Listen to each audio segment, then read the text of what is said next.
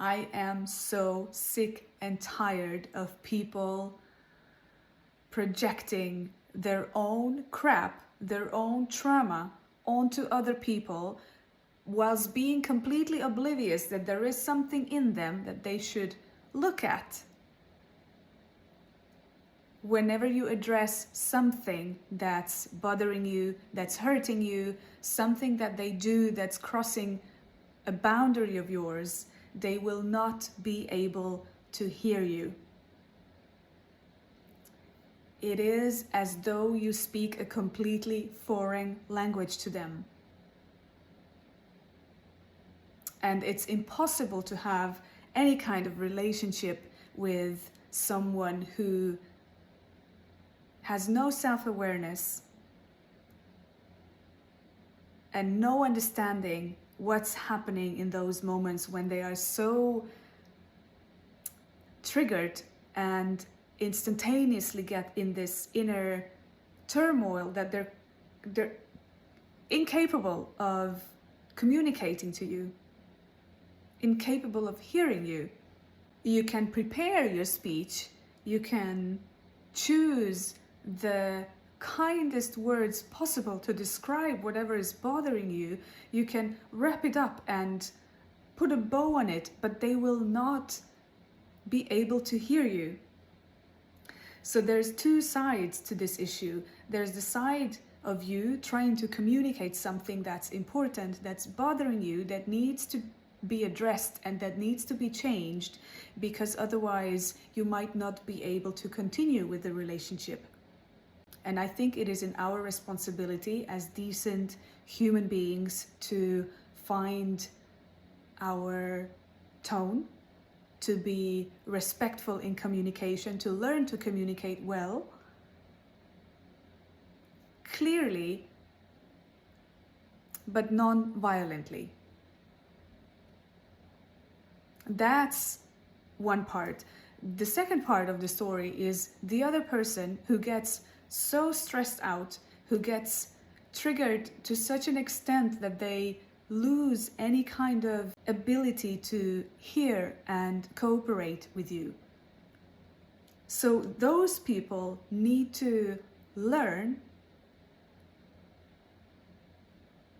before projecting what's coming out of their mouths, what's coming out of the mouths, what's coming out of their mouths. It's a hard one, mouths. They need to learn to contain that first instinct that wants to shoot. And they need to retreat. They might need to take themselves to another space, to another room. And just for a moment, without attacking, without projecting, turn towards this turmoil within and feel it. So what we do, I know this from my own experience, I've been on both sides and I will continue to be on both sides, maybe for the rest of my life. When we are triggered, even if someone is communicating something very nicely, but it's still, for some reason, it triggers an old pain. When we were criticized as kids, that was very, very painful. That is very painful for every kid. We should, by the way, find the right tone to communicate lovingly with kids as well. But that's a story for another time. Our first impulse, whenever we are triggered, is to shoot.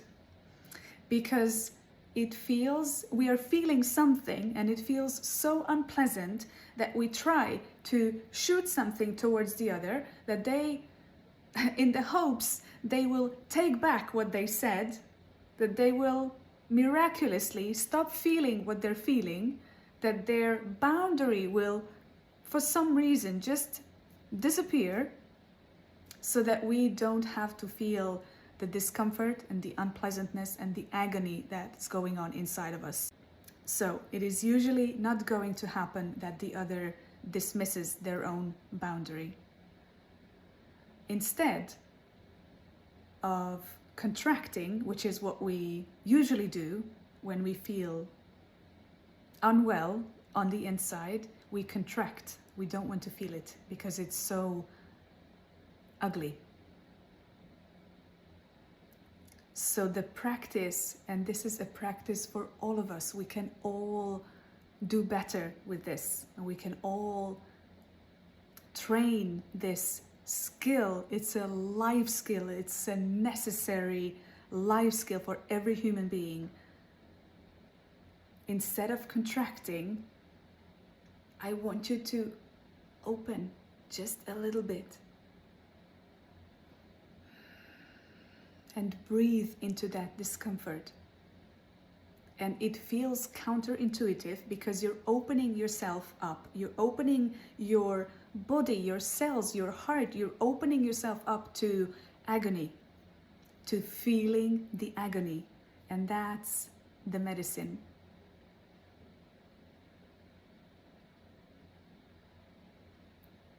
Because those old emotional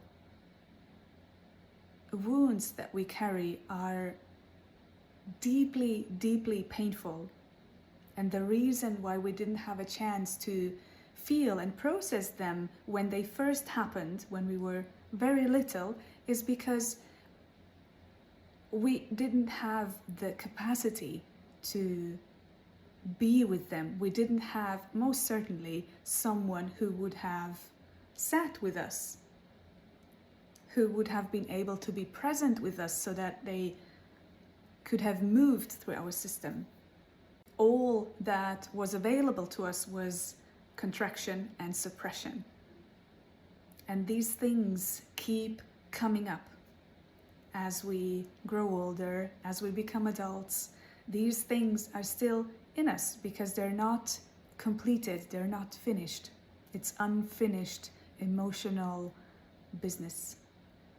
And it is so unpleasant that we would rather destroy relationship after relationship than look at it and be with it.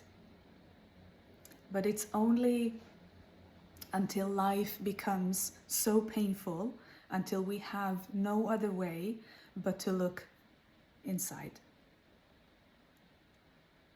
And this skill, it's like a muscle.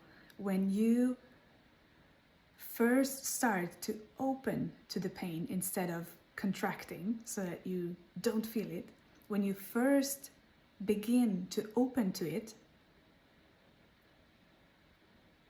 the next time when it happens, your body will remember, oh wait, last time we did something new.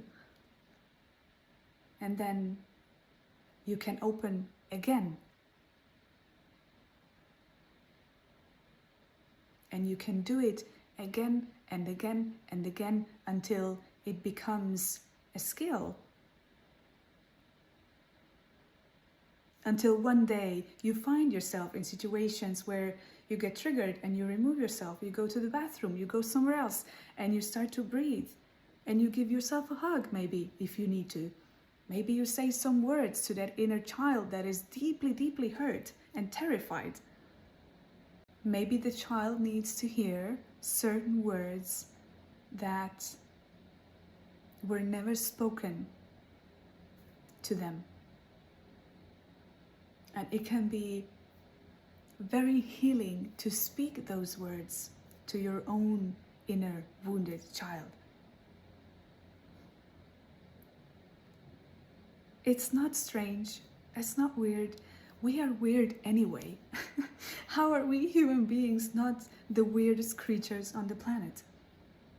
So if you do one more weird thing, it doesn't matter. But the effect that it has, if you remove yourself, remember to open just a little bit, and you let in that pain, you let yourself feel, you let yourself cry if tears come.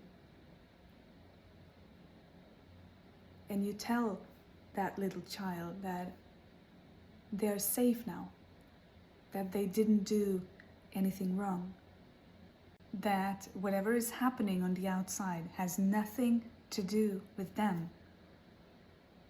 And by doing this, you very, very slowly start to release that very old pain from your system, that emotional baggage that you've been carrying all your life. And as a side effect, you will become more present. There will be more presence in you. Because what you're doing when you're opening to the pain is that you return to presence. You become fully present with whatever is going on inside of you.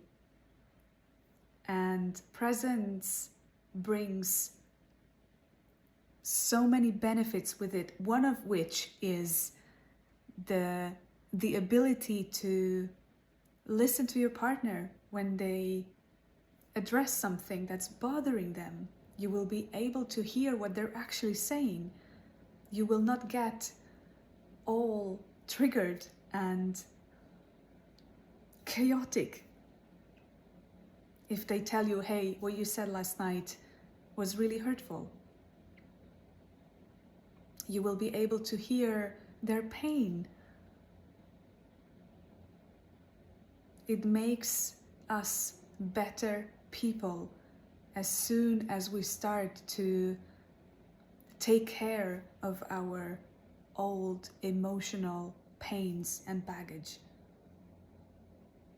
And we stop hurting people, even if we do it inadvertently.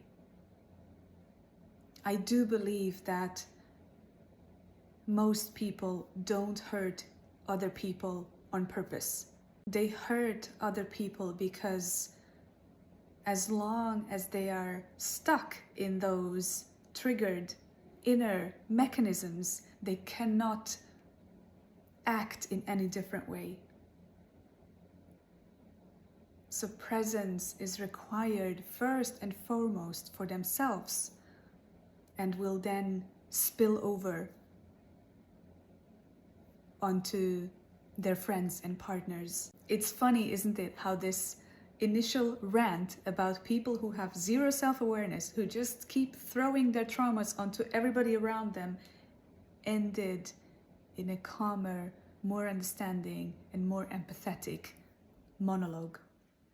So I hope there is something in this that you can take away, that can be useful for your interactions, whatever side you're on. And remember, we're usually both people. So may you be blessed, and I'll speak to you very soon.